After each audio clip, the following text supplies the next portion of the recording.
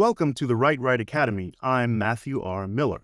We're continuing our discussion of archetypes. We talked about plot archetypes. Now let's talk about character archetypes. And if you remember, an archetype is simply a theme we see in literature and writing and storytelling. And the same ones are found throughout all of human history in all different cultures around the world. And many people believe, and I'm one of them, that it's because we as human beings, the way our brains work, we think symbolically, and it's easier for us to see symbols and stories and parables and things like this than the minute details. We understand it better. That's why analogies tend to work very well when you're discussing things or debating something. And so archetypes are the same themes, the same kind of symbolic themes we see over and over. And today we're talking about character archetypes. Now, I've seen different lists of different numbers. I've seen 12. I'm going to do 16 today. I've seen 77. I think Carl Jung, the psychologist who came up with this idea, who didn't come up with it, but studied it, had 12 archetypes. Today I'm going to talk about 16, okay, that I think are very valid. Try to give examples in books that you may know. So the first one we're going to talk about is the hero. Okay, this is the protagonist, the main character in the story. Okay, the one who has to go on a journey, fail, fight, succeed, and return. All right. Just think about, my goodness, Harry Potter. I'll be talking a lot about Harry Potter and Lord of the Rings because I think a lot of people know those books. So Harry and Harry Potter. In the Lord of the Rings, with The Hobbit, you have Bilbo, and in Lord of the Rings, Frodo Baggins. Okay. Number 2 is the shadow. The shadow is kind of like the anti-hero, the opposite, the dark side of the hero. That's why it's called the shadow.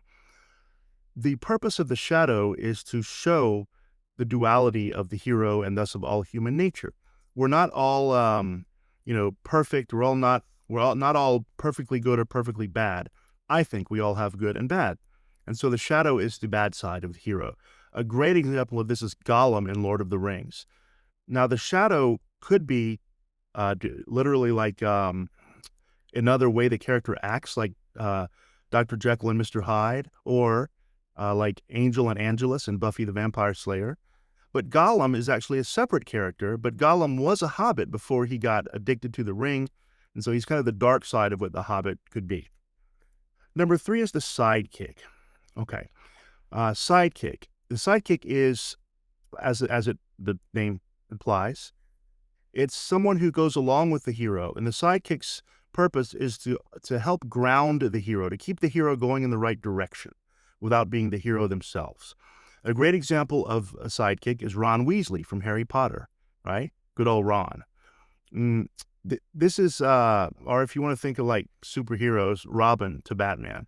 So they keep, the sidekick basically doesn't have what it takes to be the hero, but they have what the hero lacks, and so keeps the hero on the right path. Number 4 is the villain, the antagonist. This is the bad guy in the story, okay? This is the character whose interests are directly opposed to those of the hero, and so the villain acts as the main objective, the main fight, the main battle, the main thing to overcome, the main person, the character to overcome. I'm a fan of Charles Dickens. He has some great, villains. He has some great villains. I think about Ebenezer Scrooge, Uriah Heep. There's so many great villains that Dickens wrote. Sherlock Holmes, you have Professor Moriarty. And of course, in Harry Potter, you have Lord Voldemort, right? The next, number 5, is the lover. And this doesn't necessarily mean like romantic love or erotic love. Could be, but it doesn't have to be. This is someone who basically is a generally good person. They want people to get along, and they basically they don't have the courage of the hero because they're not willing to shake things up. The lover basically kind of shows the hero what they're fighting for. Number 6 is the mentor. This is the wise character, often an older person, but it doesn't have to be. Think of Merlin to King Arthur. Think of Dumbledore to Harry Potter. Think of Gandalf to Bilbo and Frodo Baggins. Think of Haymitch from the Hunger Games, and so forth. So the mentor, the purpose is to kind of teach the hero about the world, to kind of guide them, to teach them, often done in a mysterious manner or not in an explicit manner. And, they want the hero to understand what they're going to face. And so they try to help them with that. Yoda, Obi-Wan Kenobi in Star Wars, you see these over and over. Number 7 is the mother, often literally a female, but it doesn't have to be. Sometimes a mother, sometimes a fairy godmother, sometimes just a character. It doesn't have to be a literal mother. And the mother's purpose is that they offer the hero kind of rest.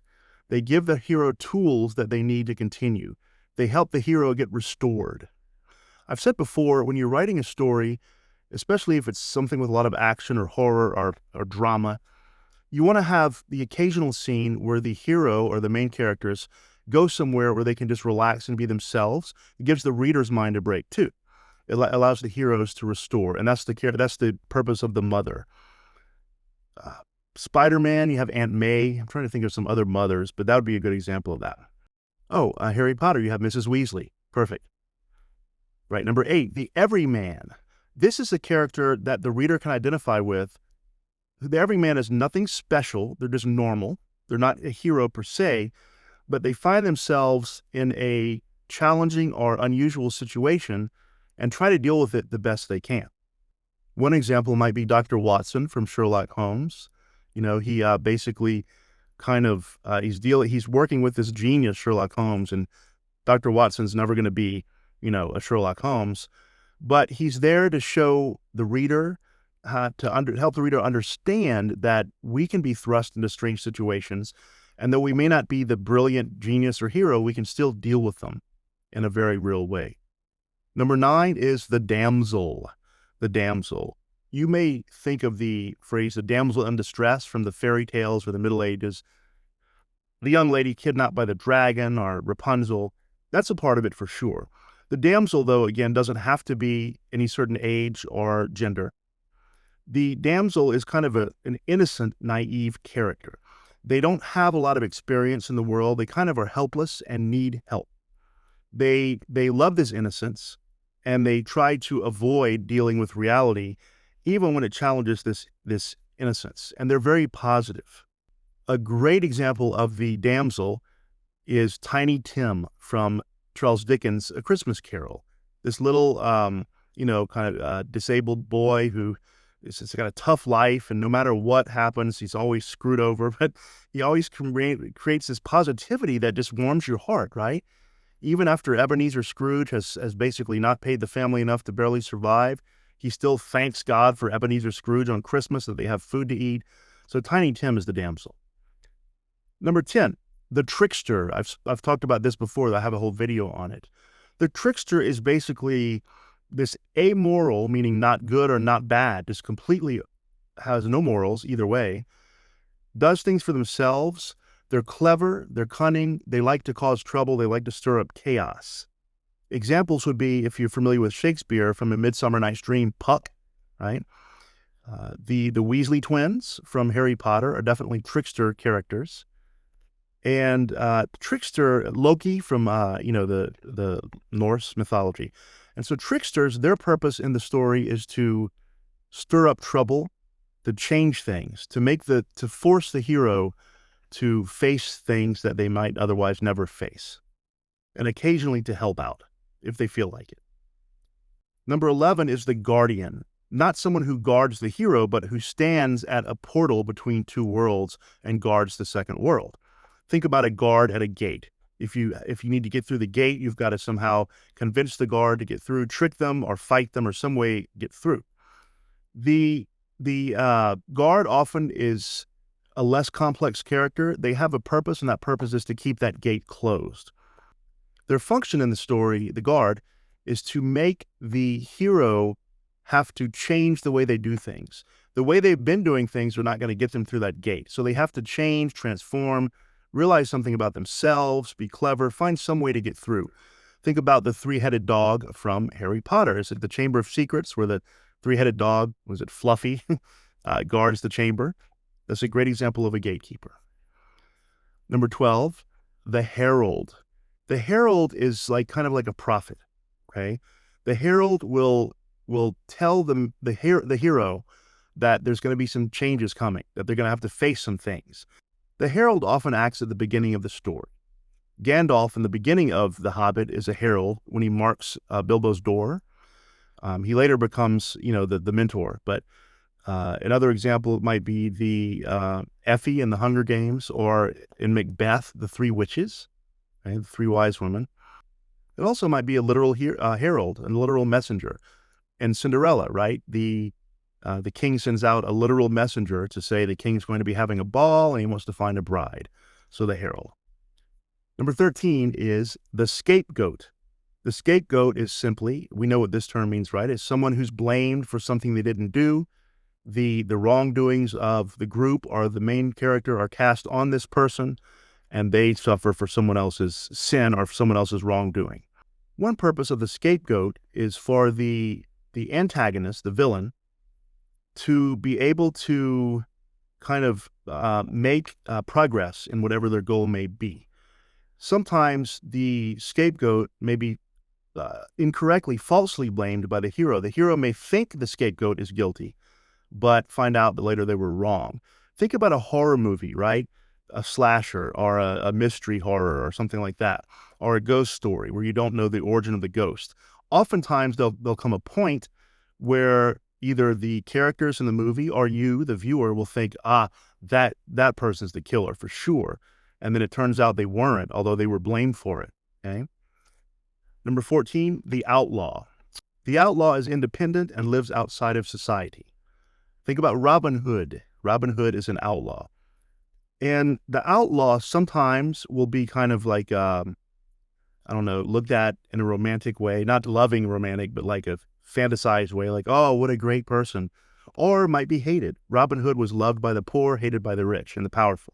Sometimes the outlaw can become the hero. Sometimes the outlaw can challenge the hero to look at things in a different way. Number 15 is the rebel. Similar to the outlaw, but not completely the same. The rebel is someone who sees wrongdoing and is willing to do something about it, willing to burn bridges, willing to cause trouble for what is right. A rebel often is not motivated by evil, but by good, or by kind of like idealism. I think things should be this way, but they're not. So dang it, I'm going to do something about it. I'm going to cause trouble until I get what I want. An example might be Katniss from the Hunger Games. If you know To Kill a Mockingbird, the lawyer Atticus is definitely a rebel because he's defending a person of color in a time when, society was even more against that. Number 16, finally, is the ruler. The ruler is kind of the contrary or the opposite of the rebel.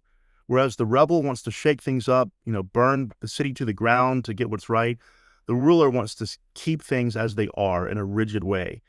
The ruler often will be not the antagonist, but will be in opposition to the hero, because the hero in our story and the hero's journey has to transform and change, and the ruler hates change. And so an example of this might be, remember the movie The Devil Wears Prada? The boss, Miranda, I think, is that right? Yeah, Miranda. That's an example of a ruler. Wants to keep everything in order, law, the rule of law, right and wrong, black and white. Now, these are 16 basic character archetypes. If you're a new writer, it really can be helpful to look at some of these. You don't have to include all 16 in one story, but look at some of these, learn about them, think about them, and pattern your characters after them. And you may find that even if you don't do it on purpose, they're going to come out anyway, because the theory is that they're just a part of being human and seeing the world symbolically.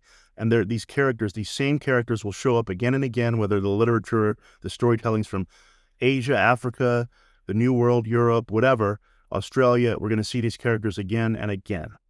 And that's true. That's true. So a good story is going to have some of these. Check out my Patreon in the page's description. You can get chilling horror stories, original horror stories written by me, delivered right to your inbox on a regular basis. So if you like horror, check out the Patreon. And like and subscribe, and thanks for watching. I'm Matthew R. Miller. This is the Right Academy.